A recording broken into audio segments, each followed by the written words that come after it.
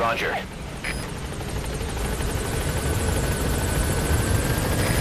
This is B-Quad. Arriving shortly at LZ.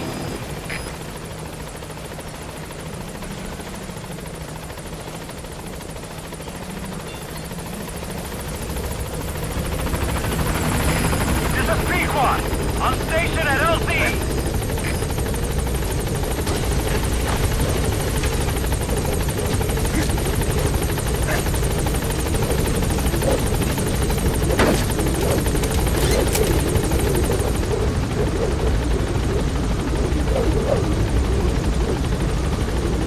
Gaining altitude.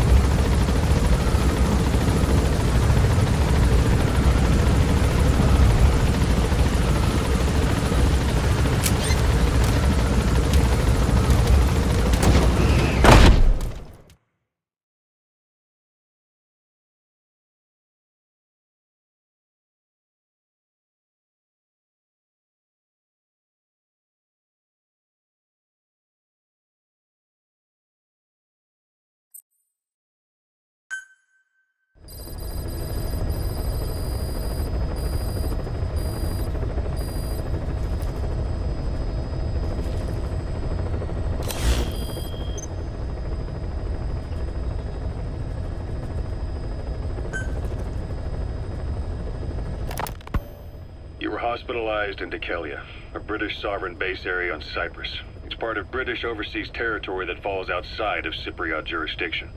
You got moved from Cuba's Little America right into Cyprus's Little Britain. Why Dikelia? The UK and the US remain close allies. The last place Cypher would think to look for you is inside their own system. That's what kept you safe in British military hospital for 9 years. The safest place from a whale is inside its own belly. You were a regular Geppetto. Well, it wasn't Pinocchio who led me out to safety. So who was that guy? Cypher went so far as to attack British territory, burning their own ally. That's how badly they wanted you dead. He said I was in a British military hospital. But the doctor had a Greek accent. They hire locally. Easier to trust them. Dikelia is also home to Greek Cypriots, after all. What about the Turks?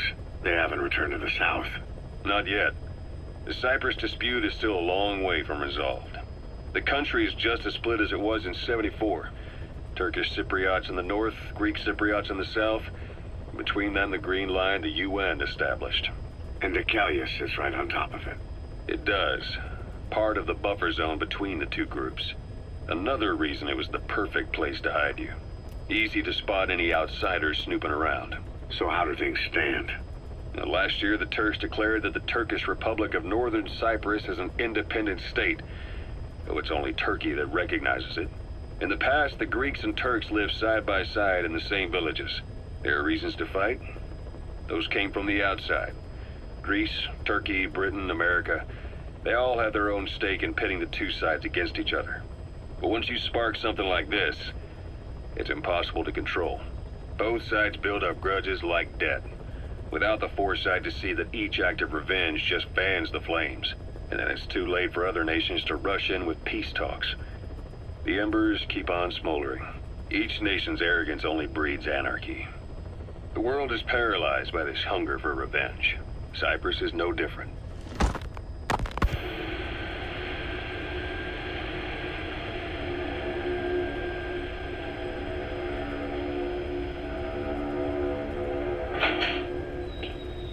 You're up.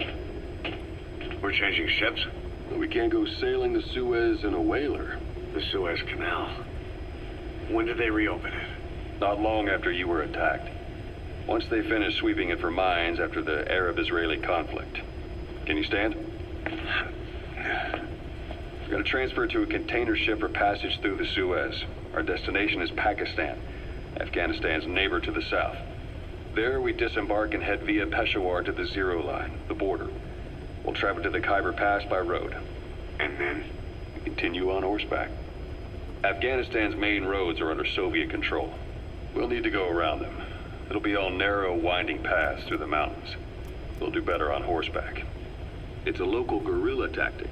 They use the higher ridges to avoid air recons. Then they charge down the mountains for ambushes. The Soviets still haven't devised a counter-strategy. Our time frame is only half as much as we really need. It's gonna be a tough march. Better horses than boats. Well, it'll make for good physiotherapy. Take the time to get used to that new arm. While the Soviets have indicated they are not participating in the Los Angeles Olympics, primarily because the United States has made no attempt to guarantee the safety of the Soviet Union's athletes, the United States is increasingly demonstrating the belief that the issue has nothing to do with its preparations, and in fact this is retaliation for the Western nations' boycott of the previous Moscow Olympics. That concludes today's news. That's quite some news. The Soviet Union not attending the LA Olympics? Yeah. Andropov's death has changed some things. They're calling it revenge for the Western boycott of the Moscow Olympics. Countries boycotted the Moscow Olympics. Yes. In protest of the Soviet Union's invasion of Afghanistan. Over 50 countries were absent. It's too bad I didn't get to see Yamashita's judo. When the 40th Army crossed the Amu River 4 years ago, détente went right out the window. The U.S. Congress chose not to ratify SALT II, and Reagan's hardline politics won in the presidency in a landslide. According to him, the Soviet Union's an evil empire. A second Cold War. And there's been no end to regional conflicts and civil wars. Lebanon, the Falklands, Grenada, Iran, Iraq. The story never changes. Egypt and Israel did sign a peace treaty. But then the driving force on the Egyptian side, President Sadat, was assassinated afterward. Apparently, his actions were considered a betrayal of his fellow Arabs. Islamic extremists? Yes. Fundamentalist extremists have been responsible for some bold acts of terrorism in recent years. We've had extremist students in Iran take U.S. embassy workers hostage, and suicide bombings in Lebanon. Over 300 foreign soldiers stationed there have been killed. The countries have yet to develop an effective means of dealing with terrorism. Afraid of losing their own men, they've pulled their forces out, handing private forces a golden opportunity. Private forces? Small armies with no national affiliation, working for the highest bidder. That's right, they got the idea from you. After Mother Base went down, they began spreading to meet the soaring demand. Miller's organization is just one of many PFs now. The entire world is after you. But at the same time, it needs you too. Miller told me about what happened in the Caribbean 9 years ago. You do remember Miller. You'd formed a private army with him. An army with no allegiance to a nation. I remember, but... I see. You're not sure what's fact and what's a fantasy caused by the coma. It's still all a mess, huh? All I can do is tell you the facts as they were told to me. I've gone easy on you up until now, but this is where the hard stuff begins. 1974, the year before you entered your coma. You were in Colombia, operating with a small unit of men, basically mercenaries. Miller was among them. Miller was trying to find a way to turn his and your talents into a line of work. He was looking to start a business where you would fight on behalf of others around the world, those who needed military force.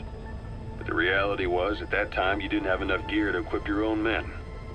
Then Miller came across this client. It was a huge job he was offering, but you had a shot at pulling it off. You accepted it and headed into Costa Rica.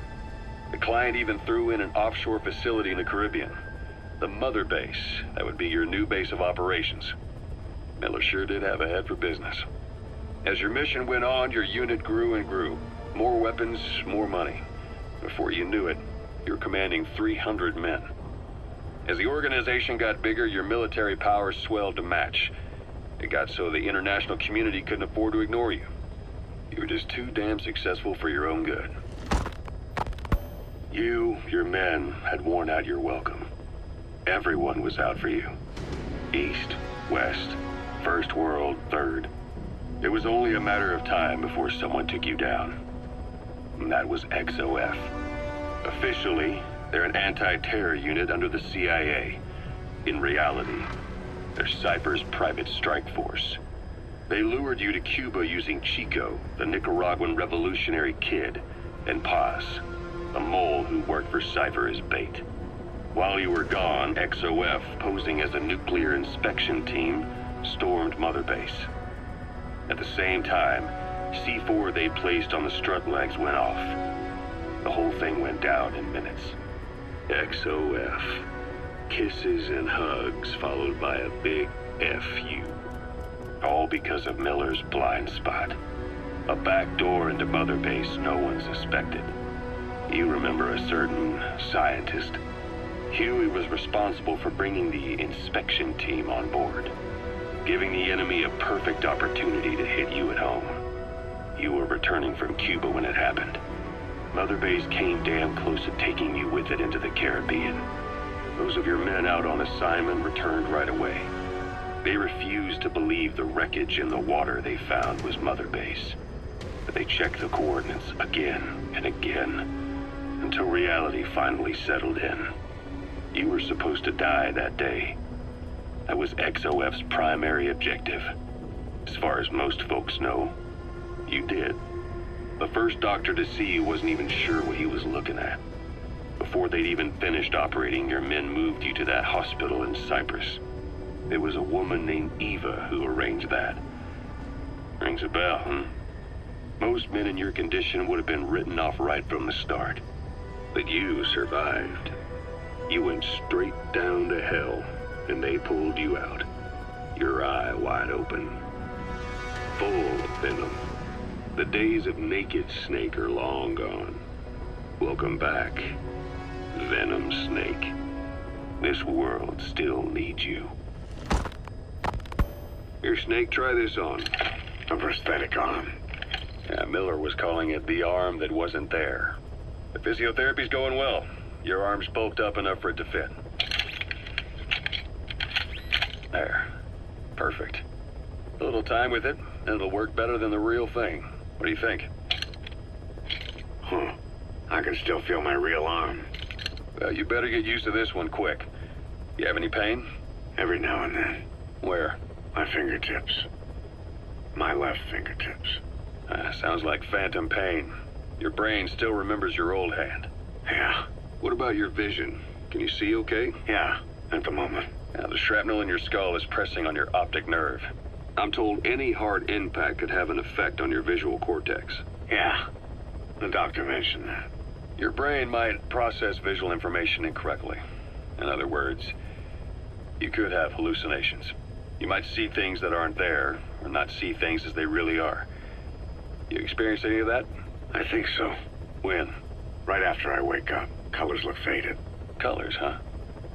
Well, that's not a major concern in and of itself, but it could mean the difference between life and death in the field. You'll need to watch out for that. I will. All right. You should continue your physio. We'll be arriving soon. It's the last chance you'll get.